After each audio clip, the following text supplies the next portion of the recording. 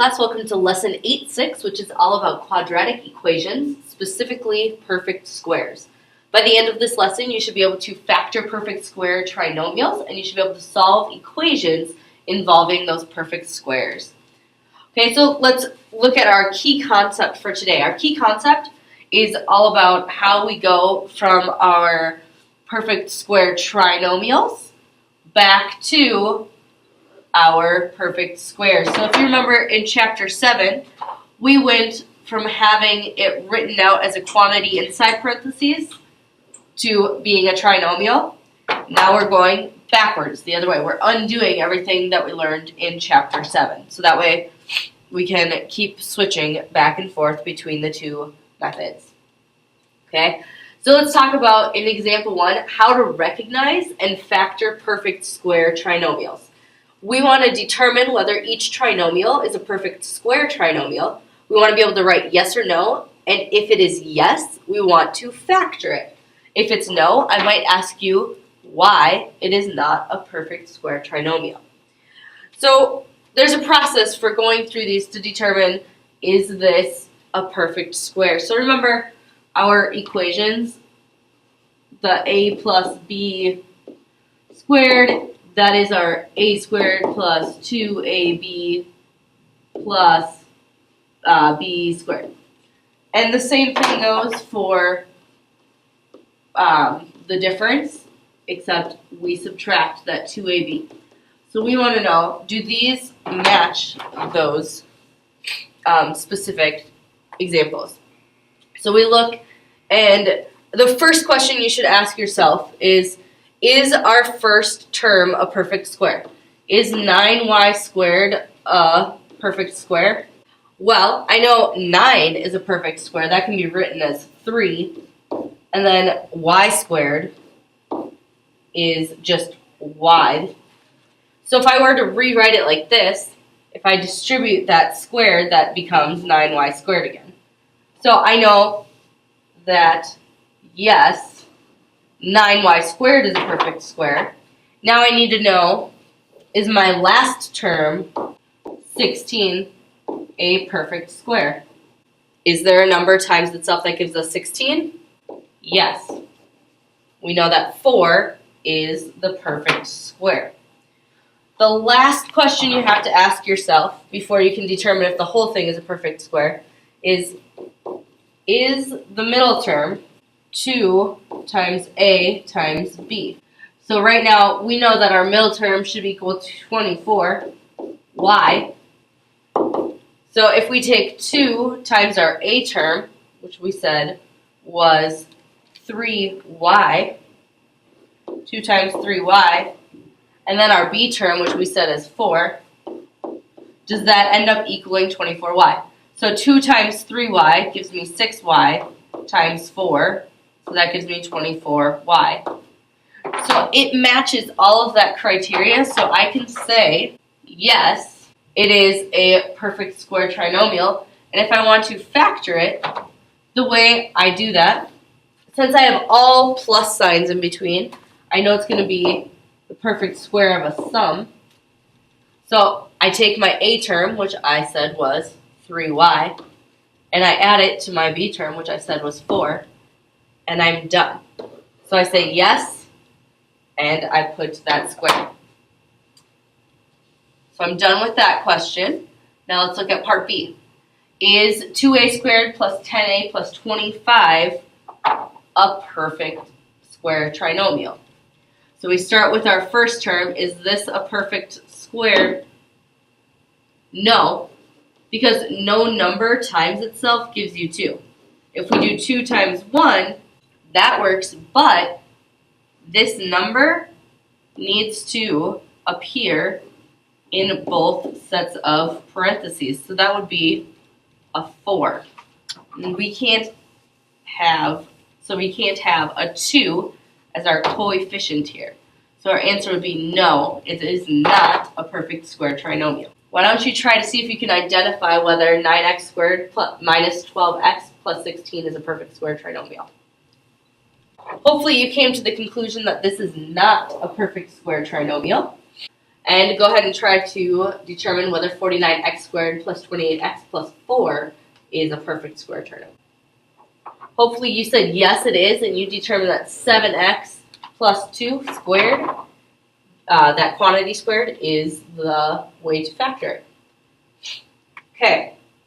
On the quiz, one of the number one things I heard from you guys was that you were confused on how to factor.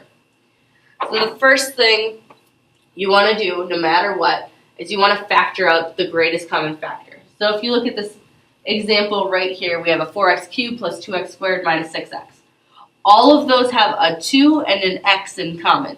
So we pull that out and we simplify what is left inside of our parentheses. That is always, always, always your first step. Okay? Once you've done that, if you still have 2 or 3 terms, there are a couple of things you can do. You can check for a difference of squares. Okay, so that was our a minus b squared. Okay, which is, our a squared minus b squared. Or the perfect square trinomial that we were just talking about. After you've checked for that, so what we've been doing in this lesson, then you apply the other factoring patterns that we've looked at. The things where we make the cross, whether it's, our c term on top and our b term on the bottom, or if we have a coefficient, it's a times c over the b term. Or it's the grouping where we have 4 things listed and we group them together and say what they have in common. So that is a wonderful thing for you to take a screenshot of, make some flashcards, remind yourself, and memorize that process. All right, so let's factor these completely. As always, we start by looking, is there a greatest common factor? We have 2x squared minus 32. Immediately I see 2 even numbers. I know I can at least pull out a 2. So if I pull that 2 out, I'm left with x squared minus 16. And I should notice x squared minus 16, that seems like, 8, 5. So I know that that is a difference of squares. And if I have my x's, and then I'm going to have a plus 4 minus 4. If you don't remember how to do that, go back to the 8, 5 video, okay? And that would be my answer. So we have 2 times the quantity of x plus 4 times the quantity of x minus 4. Now I look at letter B, 12x squared plus 5x minus 25. My numbers don't have anything in common. Not all of my terms have the same variable, so I know it's as simplified as it can be. Now I need to factor it. So I look, is it a perfect square trinomial or a difference of squares or anything? And I see that it, I go through. 12 is not a perfect square, so I know right away it's not going to count as one of those. So I'm going to go to my, let's make that x method. And I have a number here, so that means I'm going to do 12 times that negative 25. So this number is going to be negative 300 up here. And my sum is going to be 5. Okay, so now I need to think, okay, what are some numbers that I can plug in and try to figure out that will multiply to negative 300 and add to 5. So right away, I know some factors would be 100 and negative 3. Obviously, those only add to a 97. Okay, what are some other numbers? Well, if I did 50, that would be negative 6. Okay, that brings me down to 44. So I see that by decreasing this number, my difference got smaller. So I'm going to decrease that again. What if I do 25? 300 divided by 25 gives me the 12. And the difference between those is 13. So I'm getting closer. So maybe let's try 20. So if I do 300 divided by 20, I'm left with 15. And I know one of them has to be positive, one has to be negative. So 20 plus a negative 15 gives me that positive 5 I'm looking for. So I know I'm going to use 20 and negative 15. Now I can continue on. Remember, once you've found your numbers, if you had to multiply these two numbers together for your top term, remember you copy those down and then you split your middle term. So plus 20x minus 15x minus 25. Now I can group these together.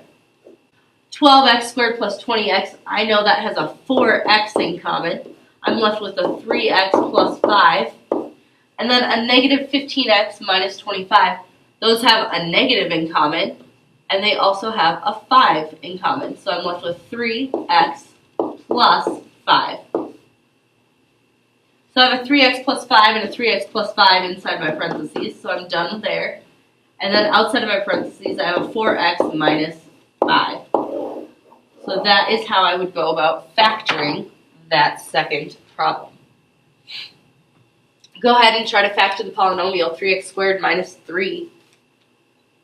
Hopefully you realized you could pull a 3 out right away, and then you ended up with letter A. 3 times the quantity of x plus 1 times the quantity of x minus 1. All right, try one more. Hopefully for this one you ended up with 2 times the quantity of x plus 1 times the quantity of 2x plus 3. If you have questions about those, please be sure to ask for some help. All right, example 3. Now we're solving equations with repeated factors, okay? So what that means is previously when we were solving for 0, I usually had an x equals one number and then an x equals another number. This is where we're going to get a single answer, okay? So if I have a squared plus 12a plus 36, I look at that and I say, 36, that's a perfect square. A squared, that's a perfect square. So if I have an a and a 6 and an a and a 6, and I multiply, I get back to that a squared, and I get back to 36. But I need to see, does my middle term, do my outer and inner terms give me that 12a? I have a times 6 and 6 times a. So I have 6a plus 6a plus 12a. So I know that a plus 6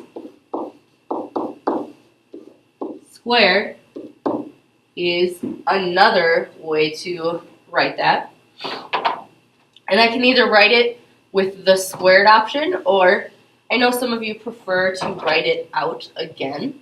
That is fine. I have no problem with that. Now, if I want to go and I want to look to see what number is going to give me that 0, remember we've talked about how you have to take everything inside one of the parentheses and set it equal to 0.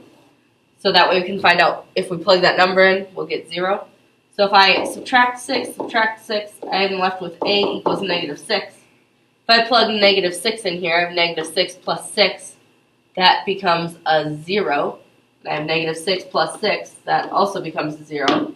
0 times 0 is 0. So I know my answer works. Then normally we go over to the second parentheses and we say, okay, well now we need to set that equal to 0. In this instance, it's the same thing, so that seems kind of silly. You're going to end up with a equals negative 6 again. So you don't actually have to go through the problem again. You're going to have just that one answer. Okay? Let's look at letter B. This time we have a 4x squared plus 36x plus 81 equals 0. Okay, so again, I want to look, is my first term a perfect square? It is. That could be a 2x and a 2x. What about my last term? If I have a plus 9 and a plus 9, let's see if that works out. We have 2x times 2x, that gives me that 4x squared. And then 2x times 9, my outer terms being multiplied, that's plus 18x. My inner terms plus 18x plus 81. So that becomes a 36x in the middle.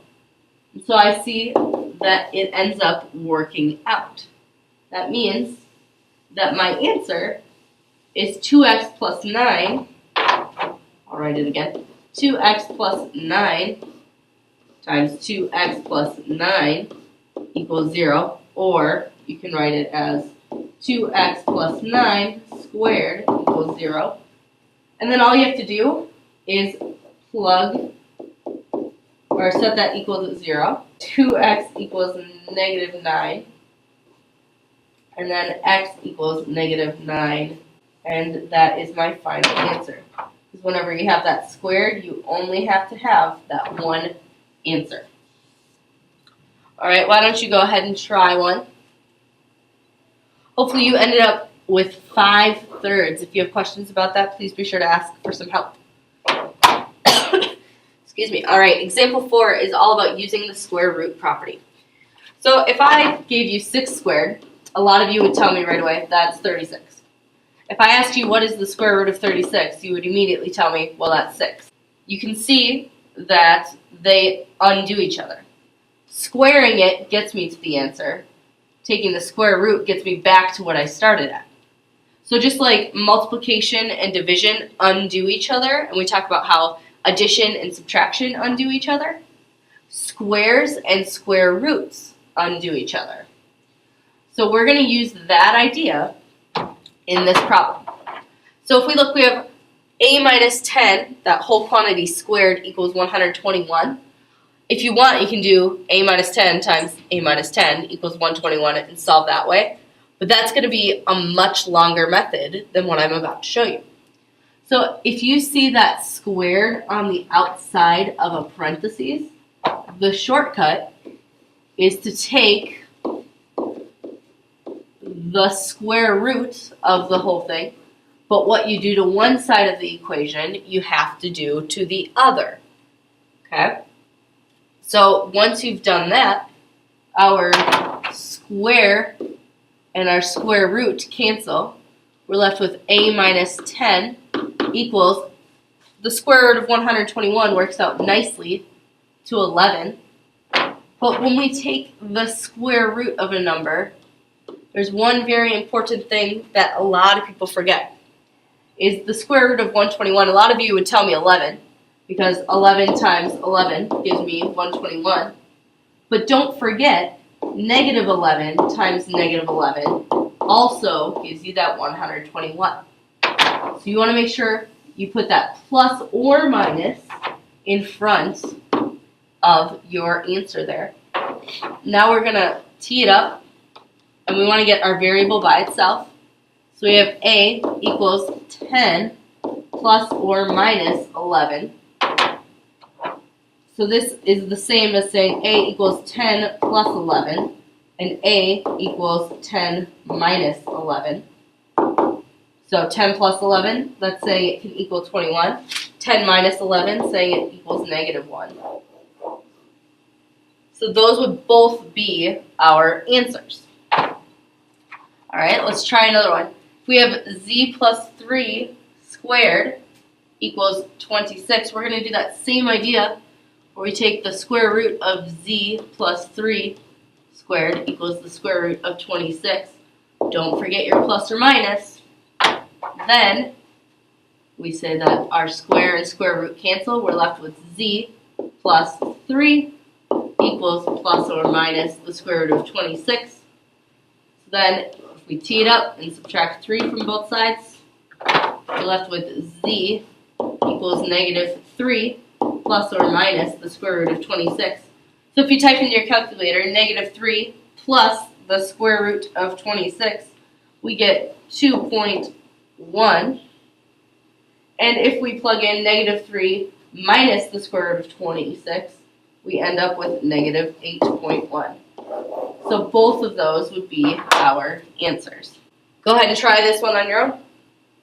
Hopefully you said the answer is negative 1 and positive 9. If not, ask for some help. Try another one. Hopefully for this one you got 5 plus or minus the square root of 15. If you have questions, again, reach out for some help. And this is our last example. Okay, so we're talking about a book that falls from a shelf that is 5 feet above the floor. A model for the height, h, in feet of, of an object dropped from an initial height of h of 0 feet is h equals negative 16t squared plus h of 0, where t is the time in seconds after the object is being dropped. Use this model to determine approximately how long it took for a book to reach the ground. A lot of you get to about right here and stop reading because you get overwhelmed. So something I want you guys to start doing is, even if you find yourself reading the problem and you realize, okay, I'm getting nothing out of this yet, scan to see if there's a formula, okay? Maybe copy that formula down, even if you don't know what that means yet, and then go back and see, what does h represent? And say, well, it tells me h is the height in feet of an object. So I can say that's the height of an object. Okay? -16, that's just a number. T, that's going to represent my time in seconds. And then what's this weird h of 0 thing over here? That is something that you're going to see a lot moving forward, specifically in your science classes and physics and all of that fun stuff. H of 0 that's how you say it when it has that subscript, that little 0 written down below the h. H of 0 is the initial height. So whatever height the object started at. So if we go back to our problem, so this is our starting height. Okay, so now that I know what my equation means, it's easier to go back and say, okay, what else do I know? I know that the book is falling from a shelf that's 5 feet above the floor.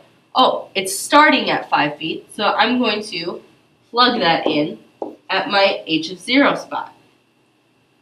And we know that we are talking about the book falling from the top of from the shelf to the floor.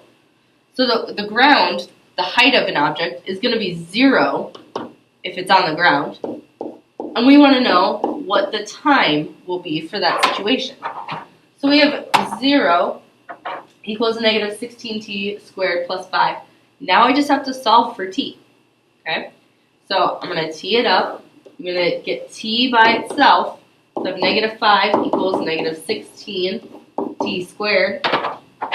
If I tee it up again and divide by -16, divide by -16, I'm left with a positive 0.3125 equals t squared. If I keep going from here, I know that I have that square, and I can take the square root of both sides. And so the square root of 0.3125 is 0.56 equals t. And remember, whenever we add that square root, we put the plus or minus. But then, so we've solved for t. But then if you think about it, the positive 0.56, okay, 0.56 seconds makes sense. It could take just over half a second for a book to fall. But the negative, is it possible to have negative time? No, so we throw that negative out because it doesn't make sense for our situation, okay? Hopefully that breaking it up like that will help you learn how to do some more problems, but go ahead and try this next one on your own. And hopefully you ended up at 0.79 seconds. If you have any questions about that, be sure to ask for some help. Have a fantastic day.